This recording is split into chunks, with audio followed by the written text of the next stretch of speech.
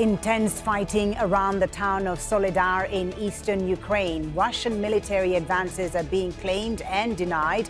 Why have both sides battled so fiercely over this area?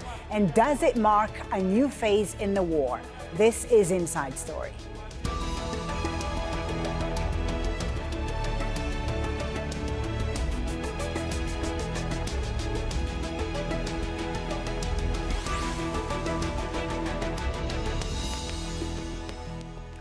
Hello and welcome to the program. I'm Folly by Thibault. Ukraine has refuted Russian claims it's captured the eastern town of Soledar. Whatever the truth, fighting has been intense around what is Europe's largest salt mine. Nearly all of the small town's 11,000 inhabitants have left, and almost everything above ground is destroyed. So why has this battle been so fierce, and does it signal a change in how this war is being fought? We'll be discussing this and more with our guests in just a few minutes. But first, two reports from Ukraine and Russia. Ali Hashem in Moscow explains this battle's connection to a different one within Russia's establishment. Before that, we hear from Charles Stratford, who spent a day with Ukrainian special forces in Bakhmut, close to Soledar. Ukrainian defensive positions west of the frontline city of Bakhmut. Russian infantry are slowly advancing into northern and eastern residential areas over the hill. The centre of town is almost completely destroyed. The streets are virtually deserted. The blasts of exploding artillery and rockets is almost constant. A soldier with the Ukrainian Special Forces leads us to their bunker. Warm, dark tunnels lined with weapons and ammunition boxes.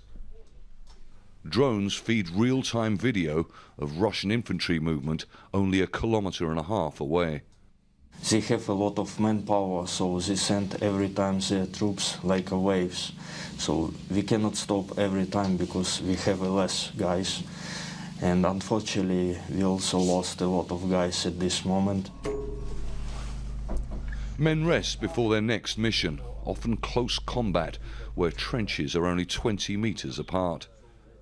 Commanders insist we hide their identities and don't film landmarks nearby that could give their positions away. They split into small groups in order to avoid our artillery, and they infiltrate through residential areas and tree lines, but they also suffer huge casualties. Military intelligence from our Western partners is often not distributed to us quickly enough on the front lines, where we need it to target command centers, logistics hubs, and weapons depots. The shelling is getting closer.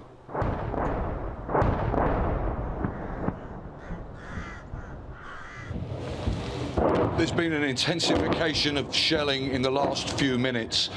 The soldiers here are telling us that up to 600 Russian soldiers are moving into new positions in the northeast of the city. We climb the stairs of a destroyed residential building. Smoke rises from fresh strikes a few streets away, close to Russian-held sections of town. What remains of the lives of people who fled the fighting lies abandoned in a destroyed home. Russian forces are gradually surrounding Bakhmut, from Soledar, around 15 kilometers to the north, to villages in the southeast, strangling what little remains of life here as the Ukrainian army prepare new lines of defense. Charles Stratford, Al Jazeera, Bakhmut. It's a moment Moscow has been waiting for. The capture of Soledar became possible thanks to the continuous strikes on the positions of the armed forces of Ukraine by Russian Air Force missiles and artillery. Moscow hopes Soledar will be a stepping stone to another strategic Ukrainian city, Bakhmut. I think that only after the liberation of Bakhmut will an offensive operation be prepared to help complete the liberation of Donetsk from Ukraine. Soledar opens the way for Russian military units to Kramatorsk. This is the largest city of the Donetsk People's Republic, still held by Ukrainian nationalists. But there's another battle going on. This one inside the Russian establishment over the role mercenaries from the Wagner Group played in capturing Soledar. The group posted on its Telegram channel a statement in the form of an answer to a question. accusing some officials of trying to steal its victory, while stressing that the only fighters present in the battle for Soledar were Wagner fighters. The Ministry of Defense later issued a statement confirming that Wagner's role was essential in the battle for Soledar. Wagner is not registered in Russia. We do not have a law on private military companies. Therefore, apparently the military is trying not to mention Wagner as part of the group that performs the tasks of the special military operation. Of course, this is very insulting to the Wagner fighters, and the case is also about the jealousy of some generals. And as Russia attempts to capture more cities, the echoes of the battle in Moscow for the heart and mind of Vladimir Putin may be heard in the battlefields in Ukraine. Ali Hashim, Al Jazeera, Moscow.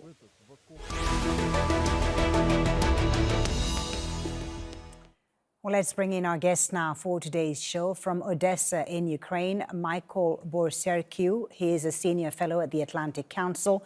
From Moscow, Sergei Markov, who's the director of the Institute of Political Studies and a former spokesman for President Vladimir Putin. And from Bath, Bewry, a senior defense and security lecturer at the University of Bath and a former British Army officer and former NATO analyst. Thank you, gentlemen, for being with us on Inside Story. Welcome. Michael, let me start with you in Odessa, if I can. The Ukrainian government disputes the claim that the Russians are in control of Soledar. How big of a setback would it be for Ukraine if the Russians indeed were in control of this salt town? Right. Well, first of all, the Russians are making this much more of a bigger deal than it is. The status of Soledar is still very, very much up in the air. How do we know that? From correspondents who are there on the front line and from Ukrainian servicemen who have given comments to foreign media. I think from the Russian side, Soledar has much more informational or propaganda value than actual strategic value. After humiliating losses on the battlefield, including losing Kherson, they need some type of win, no matter how small, to be able to feed to the Russian public, and especially to those war hawks, to those Russian bloggers who are giving actually the Kremlin a tough time. Now, the Ukrainian side, it should be said that they don't look at this war as a human meat grinder like the Russians do. When there are threats to their men and women, they do pull back a bit, and they've made that clear because human life, unlike on the Russian side, they say is to be valued. One last thing, if I may, on this is that it is a very, very long front line. It tends to move perhaps 50 or a few hundred meters one way or the other, day by day. So there's a long way to go before anyone can claim having taken over Soledar. All right, let's ask Sergei in Moscow why Soledar is such a big deal for Russia. Why has so much manpower, including mercenaries, Sergei, been brought onto this area? Soledar not important for Russia. First of all, we should understand, Russian government is saying the truth. Kiev repressive regime is lying almost all the time. And Soledar, not important from military point of view. If it's not important from a military point of view, why are they sending so many troops into Soledar, including mercenaries from the Wagner group? Oh, mercenaries from Wagner group, they're fighting in the different regions in Donbass region and in other regions. Soledar is very important politically, first of all, for Vladimir Zelensky, because a real military capacity of Ukrainian army is created not by Ukraine, but by help of Western countries. But Western countries want to give help to the successful Ukrainian army. That's why it's very important politically for Vladimir Putin to show that Ukrainian army is still going forward. And losing of city after big battle, it's a big failure, political failure of Vladimir Zelensky in the face of his Western partners. That's why Zelensky sent dozens of thousands of Ukrainian soldiers to fight for such small cities as Soledar and Bakhmut, and ready to allow dozens of thousands of Ukrainian soldiers to die for these small cities, which politically means almost military, from military point of view means almost nothing, but politically it's very important for Zelensky. But because it's important for Zelensky, it's becoming important for those who want to crash Zelensky, for Russia. Let's bring in Patrick Bewry in Bath for your thoughts on this, about the significance of Soledar and Bakhmut. Some say Soledar, as Sergei was saying there, is of no significance militarily to Russia. It's more related to Russian domestic politics. What are your thoughts on this battle and how it's unfolding? Yeah, I'd agree with Sergei, and actually Michael is saying the same thing too. Look, the key thing is here, look at the noises coming out of the Kremlin and the videos being trying to flood the internet from the Wagner group. There's obviously serious discord amongst there. We know some about the power struggles between Gerasimov, the general in charge now of the whole operation, Prigozhin, Sorovikin, and it seems to be that essentially this is about, they're not fighting a battle in the way that you would over a strategic objective. This is about sending Russian troops into a meat grinder to be killed to meet some sort of political infighting about the conduct of the war and who should be the head honcho on the ground. So that's my reading of it essentially. I think, look, once both sides start to take a serious amount of casualties, insignificant objectives can become more significant because there's a blood, there's basically a blood treasure which has been spent, and it becomes more significant. But I still think that this Soledar really doesn't matter significantly. Even if you zoom the map out over Bakhmut, it doesn't matter massively. And I don't agree with the idea that this is a big issue for Zelensky in terms of NATO support. NATO, as we know, is a defensive organization. If Ukraine would start to lose city after city, then NATO would actually up its support, I'd imagine. So I don't think really it has an optical or a heavy way on NATO allies. And it's also interesting to note that the UK has just said it's going to send Challenger 2 tanks to Ukraine. So watch this space. Indeed. Let's allow Sergei to respond to that. Sergei, Patrick says, you know, Russia is fighting for politics here, for political infighting, rather than a strategic, clear plan when it comes to Soledar and Bakhmut. What is your response to that? For domestic politics, it's absolutely no needness to take Soledar, because Vladimir Putin's popularity very high, and also military power of Russia fully depend on Russian capacities, Russian society, and Russian economy.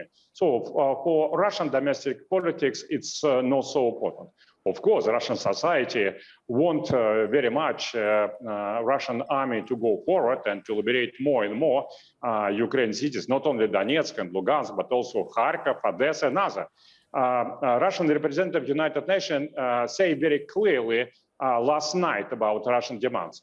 Russia demands that there should be no threat to Russian security from Ukrainian territory, and also that all Russian-speaking people should have political and social rights in the Ukrainian territory as well. If it will be by peace, by negotiation, Russia will be happy to do it. But if Western country will continue to insist that Russian-speaking people should be second kind of the citizens with no right to speak a native language, Russia will get their goals by force. All right, let's bring in Michael in Ukraine to respond to that. We heard there from Sergei Russia's endgames, in his view, when it comes to this war in Ukraine. Ukraine's endgame in this conflict is the restoration of its territory to pre-2014 borders. I want to know, Michael, whether, you know, the Russians are becoming a more formidable force right now for the Ukrainians on the ground in close quarter fighting with more, you know, as we've heard, Wagner group mercenaries involved in the conflict. How difficult is it for Ukraine to defend its positions right now? Yeah, well, first of all, what's coming out of Sergei's mouth is complete nonsense. If indeed the Russians cared one iota about the security, the protection of Russian speakers here in Ukraine, why are Russian-speaking cities being bombed, like Kharkiv, for example, like other cities in eastern Ukraine? I hear from Ukrainians who are Russian speakers who come from that region, they can understand the Russian mentality on this, but you know, when we think about it, the Russians have put very low value on life. So that's why that's happening. And in terms of the Russian fighting strategy you referred to, well, right now, as I sit here, Ukraine is under a nationwide missile attack right now from the Russian side. That's the only way they know how to fight, is not eye-to-eye combat with their opponent, but with these long-range missiles that are very destructive. So trying to weaponize winter, trying to damage Ukrainian infrastructure. I think what we're going to see going forward over the next days and weeks is quite the pivot probably from the Ukrainian side on the front line. And a big reason for that, Folly, will be because of it'll take some time, but the addition of these tanks like the Challenger 2, post-Cold War, fourth generation tank, and also the other fighting vehicles provided by Europe. Also the added training, things like that. But one more thing quickly is, I think between now and the one-year anniversary in the middle of February, Russia will try to launch quite a massive assault if we know their mentality well enough. Okay, let's allow Sergei to respond to that. Sergei, we had heard Michael say there that the Russians have a low value on life. They're using mercenaries made up of former convicts, and they don't really care about losing these men on the battlefield. What do you respond to that? You just lie. I think what we have now from defense ministers of both countries, of course, we cannot trust to this information during the war. But according to my evaluation, my understanding, for Russian army, citizens of Ukraine, it's our people. Vladimir Putin many times told that we are one of the people.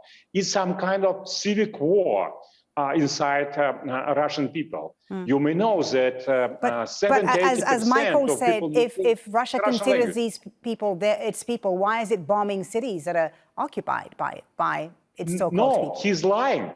He's lying. Russia never targeting civilian neighborhoods in such city like Kharkov and Kyiv. It's just 100% neo-Nazi propaganda. Okay, let's it was a lot of casualties in Mariupol. Patrick, Mariupol, I'll bring you in on Ukrainian army. Where's the Russian bombing concentrated? That's all. Look, that's alternative reality we're talking about here. So I don't know how we can continue a debate with someone with an alternative reality. To come back to Sergei's first point, as he well knows, just because you're a Russian speaker doesn't mean make you any less Ukrainian. According to the referendum and all the polling that was conducted, you can be a Russian speaker, and now it's heavily diminishing, as you'd imagine, and also feel pro-Ukrainian. So, of course, there's some small segments of the population that still do feel Russian, but it is smaller than it was. So I don't think that argument holds. If you're going to say that the Russians haven't bombarded Kyiv and Kharkiv, I can't have a debate with someone about that. It's clear to everybody. Okay. Let me ask you, Patrick, about the recent military shakeup we've seen in Russia. And how do you think it's going to change the conflict, this military shakeup we've seen within the Russian army? And does General Gerasimov's appointment, do you think, herald a new phase in the conflict? There's a few ways of looking at it, and it's again, it's about internal dynamics. Is it that he has been put in there because you broke it? You just pretty much destroyed our conventional army with a half-brained plan for taking a massive country, and now you fix it. Yeah, or was Sorovikin becoming too powerful with a direct line to Putin, and therefore they moved in to get rid of him?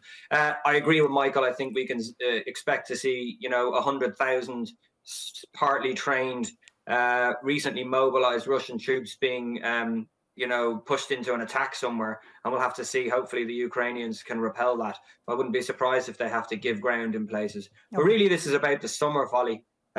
These tanks, which hopefully come in line, the British announcement is all about pushing the Germans. The Germans need to get their finger out. They're the ones with the Leopard 2 tanks. There's lots of them in Europe. The Challenger 2, different logistics change. They're in the UK.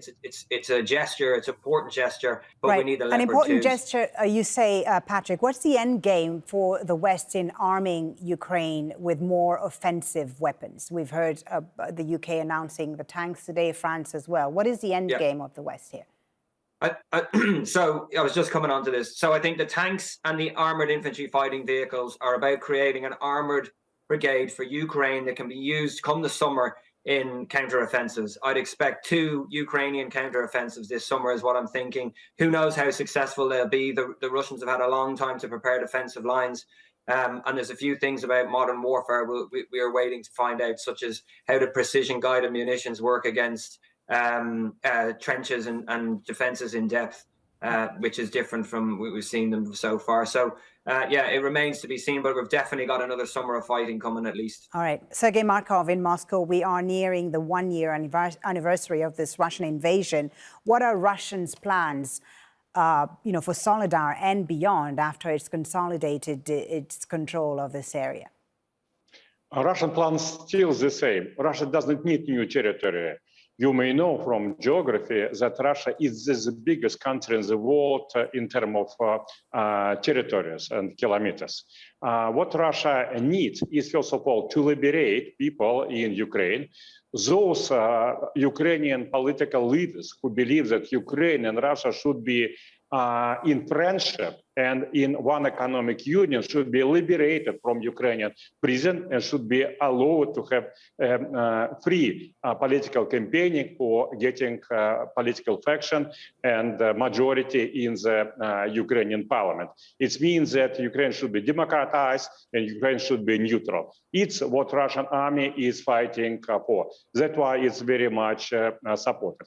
From military point of view, I agree with my colleagues that most of the analysts expect that Russian army will try attempt to go forward in the end of the winter, and Ukrainian army is preparing by Western masters to be ready for the attacking against Russian army in the middle of spring. Now it's mass mobilization in Ukraine, and also sending a lot of offensive weaponry to the Ukrainian army. So we will see the result. We believe that we will win because from our side is true. Okay. Michael, in Ukraine, there's been a substantive change in the type of weaponry the U.S. and its allies are providing Ukraine. How will this help, and how do you see the conflict evolving in the next few months as we near the 1-year anniversary of the Russian invasion? Sure. I'll answer that, but just quickly to Sergei's point, it may be geographically a big country in the world, but why is it that they have to forcibly deport hundreds of thousands of Ukrainian children and women and men to Russia? Why is it that they have to set lines of Russian troops behind those convicts fighting for a Wagner group and others to shoot them if they start running back from the Ukrainian front lines? That would be a good question for him to answer. But I think in terms of what we're going to see going forward is there's a very big difference now in terms of Western support for Ukraine's efforts. I think the leaders in Western capitals have grown the spine to send these main battlefield tanks and very heavy-duty fighting vehicles. But also there's a realization fully that this is no longer a war limited to Ukraine. Russian missiles have violated Moldovan airspace not far from here, by the way, many times. Missile fragments have fallen into Poland, plus the knock-on effect of the migration of the weaponization of food, weaponization of energy. So to kind of, my main point here is that there's a realization in these Western capitals that if Mr. Putin and his forces are not pushed back now for good, that Russia will attempt grabs on Ukraine again and surrounding territory and affect other NATO countries as well. So they should have done it earlier. There were a lot of warnings, but finally, I think the tide has turned. And I don't think, given the deep rotten corruption on the Russian side, they're having to mobilize convicts, homeless people, that they have much chance against what is awaiting them right now. Okay, gentlemen, we will leave it there. Unfortunately, we are running out of time. Thank you so very much for a very interesting discussion. Michael Bociurkiw, Sergei Markov, and Patrick Bewry, thank you very much for joining us. And thank you, too, for watching. You can always watch this program again anytime by visiting our website at aljazeera.com. For further discussion, go to our Facebook page. That's facebook.com/AJ Inside Story. And, of course, you can join the conversation on Twitter. Our handle is at AJ Inside Story. From me, Folly, Thibault, and the whole team here in Doha, thanks for watching. Bye for now.